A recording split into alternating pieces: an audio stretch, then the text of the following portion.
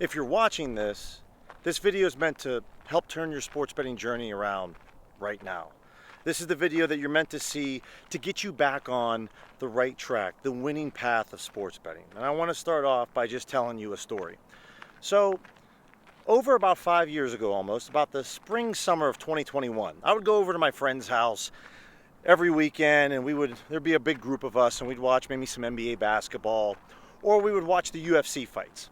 And we would always get together, the boys, a couple minutes before the fight started, the game starts. We'd cook up some ridiculous long shot, like 8 to 10 leg parlay. We're going to get rich, right? And so we get together 2 to 3 times a month on the weekends.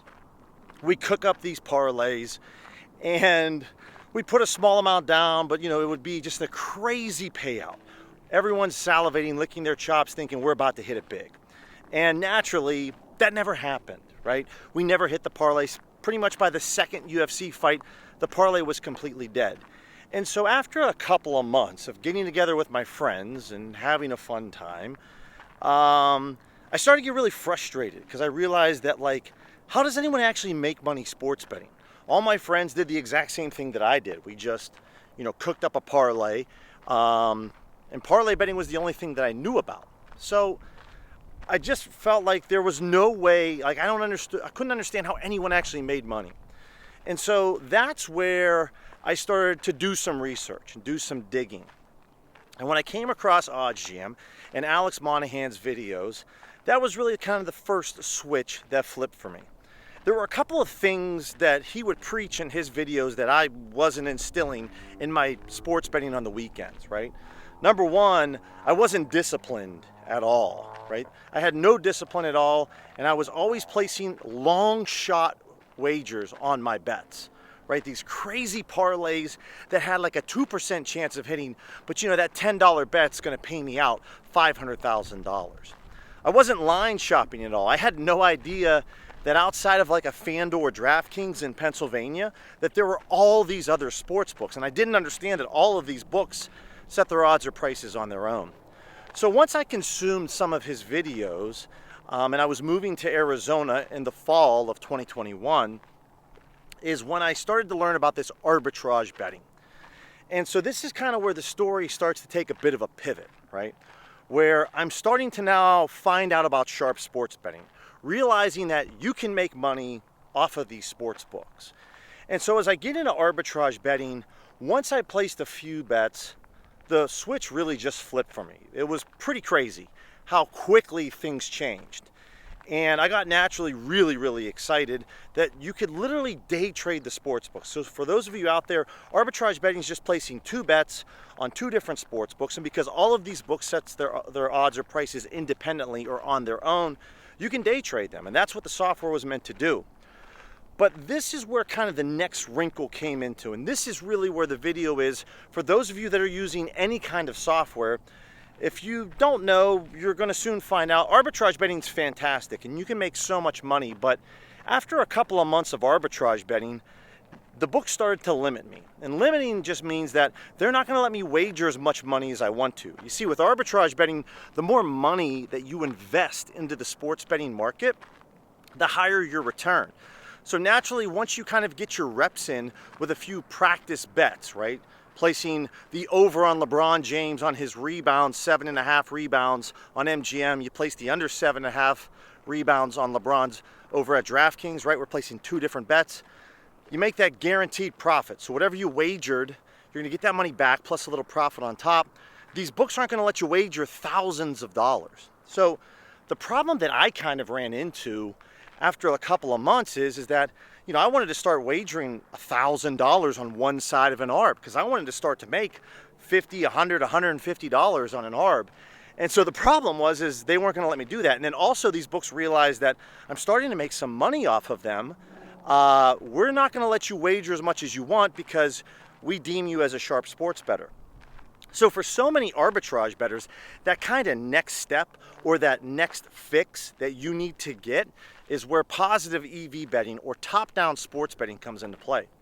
And I had no idea what I was doing with top-down sports betting. I had no clue. And at that time, in 2022, there wasn't a ton of educational content out there.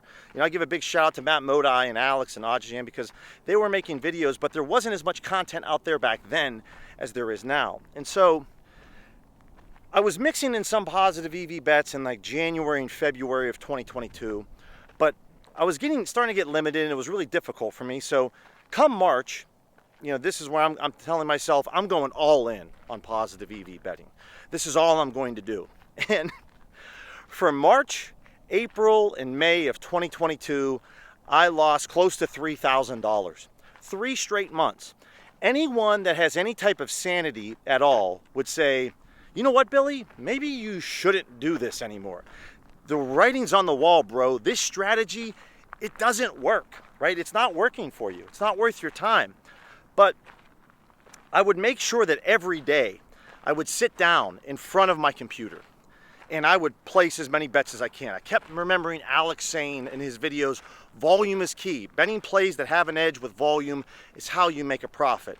And that's not actually wrong. It's actually correct.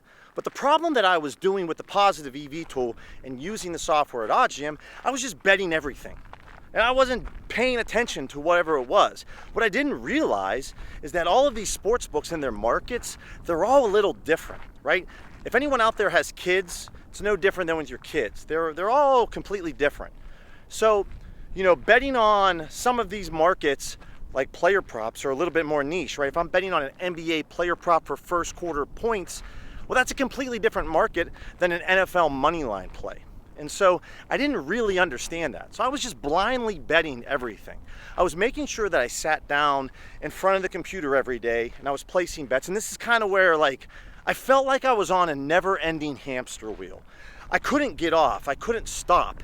It wasn't because I didn't have the willpower to stop, but it felt like I didn't have time to make me sit back, reflect, look at all of my bets, and then go from there. I was just pumping out these bets day in and day out, and I wasn't seeing the results. And so that's when I started to think about sports betting and YouTube. And that's kind of how this channel was created, was because for those 3 months, man, it sucked.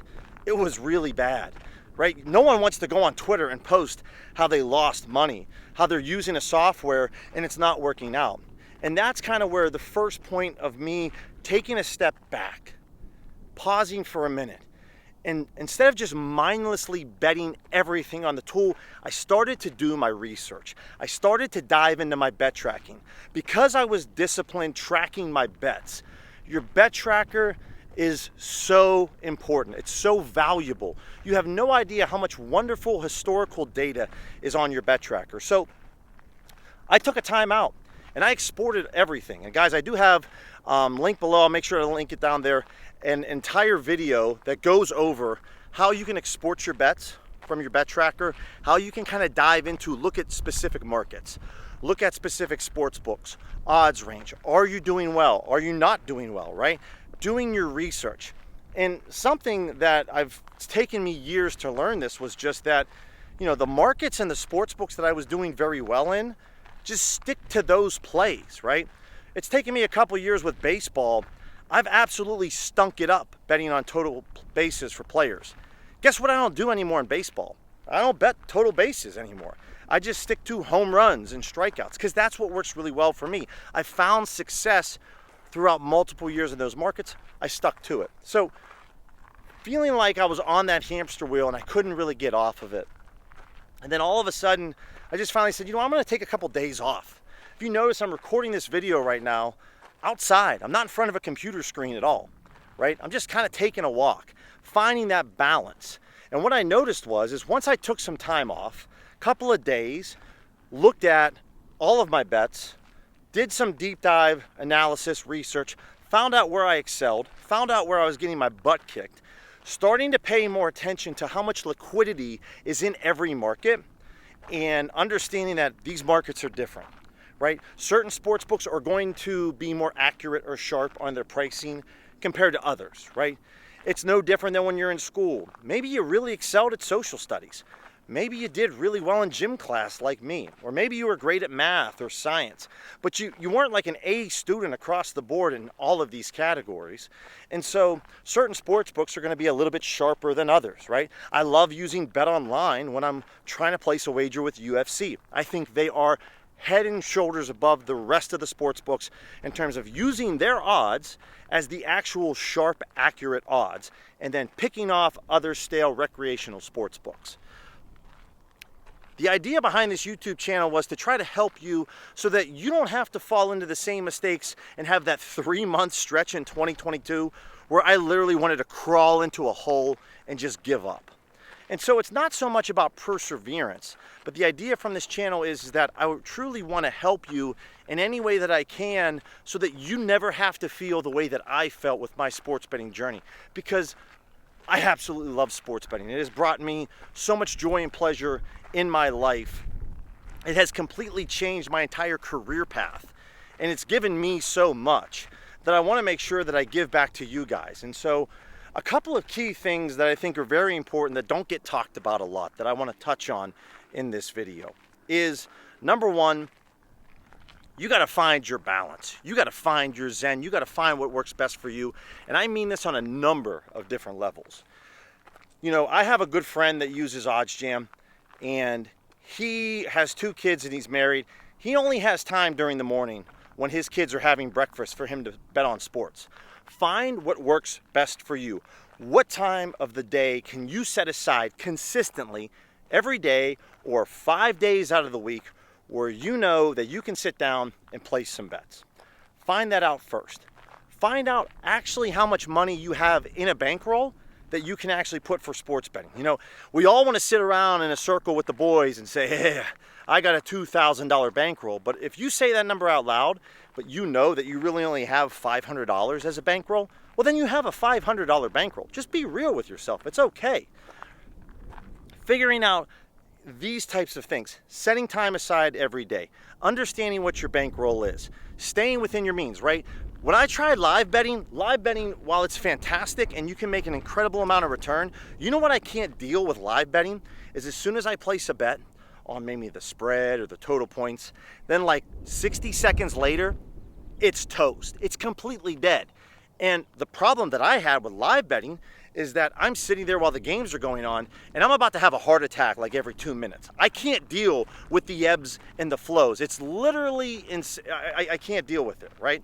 The beauty that I love with pre-match betting is that I could get there in the morning, I could place my bets, and then in the evenings, I don't watch the games, right? I go out and play pickleball. I go for a walk here in the park, right? Just kind of unwind, break away from the screen, finding my balance. You need to find that out for you. Well, I can provide you different tips on the best things that you can do. What I can't do is answer for you, you know, what's going to work best for you. You're going to have to figure that out on your own. You're going to have to see how much time can you set aside during the schedule. Can you deal with the live betting, or would you rather just do pre-game betting? What's your risk tolerance? Do you have a high taste of risk? Do you want to just exclusively positive EV bet? Or do you want to go above that and take positive EV betting and just parlay bet, right? Because that's extreme variance, right? For my guys out there that are playing DFS, underdog, and prize picks, that's a very high amount of variance in terms of parlay betting. Most people don't understand really how difficult it is with parlay betting in terms of consistency. Understanding that if you have an edge parlay betting, you know, it might not show up right away. You might lose 15 slips in a row, but then you might hit the next 2 slips in a row. Bingo, you got all your money back plus a whole lot of profit. You're looking at maybe a 15% ROI. If you want to play it safe with arbitrage betting, that's awesome too. Figuring out what works best for you, your balance, that's what's going to be most important. So what I want to make sure that I implore in this video, guys, is that you reach out, you ask questions, you build a community with other people in terms of sports betting, figuring out, you know, sharing information with one another, right? Building your network. Don't be afraid to ask questions and reach out to others, because that's where you're really going to find a lot of success. If you're someone that is positive EV betting right now, you've placed 5, 10, 30 wagers, you're not really seeing the success, you need to have patience. It took me 3 straight losing months that I was doing the same thing before I took a step back and I really reevaluated my entire process. I dug deep into the numbers. I tried to figure out what exactly I was doing so that I could jump into what's working for me and what's not working for me. Having patience with this. With arbitrage betting, when you're first getting started out, you want to have patience. If you're brand new to sports betting, think about in your life all the things you ever tried for the first time. Were you ever a pro at it right from the beginning? I know I wasn't, and I would reckon to say that you weren't either. It's going to take time, it's going to take reps that you need to get in before you're going to be able to actually master what you're working on. That's what's most important, is having some patience, right? It's not going to happen overnight, but if you stay with it, stay consistent, you stay within the weeds, trust me, it's going to pay off for you. If you click this video right here, this is going to walk you through my top-down sports betting course. It's an entire course devised on positive EV betting. What I look for, what I go after, and the whole goal of it is to try to help you so that you don't have to run through those same roadblocks and issues that I had when I started sports betting. It's going to put you to the front of the line. It's going to tell you exactly what you need to know in order to consistently profit off these sports books. No matter what sport's going on, no matter the season, you're going to have a profitable strategy.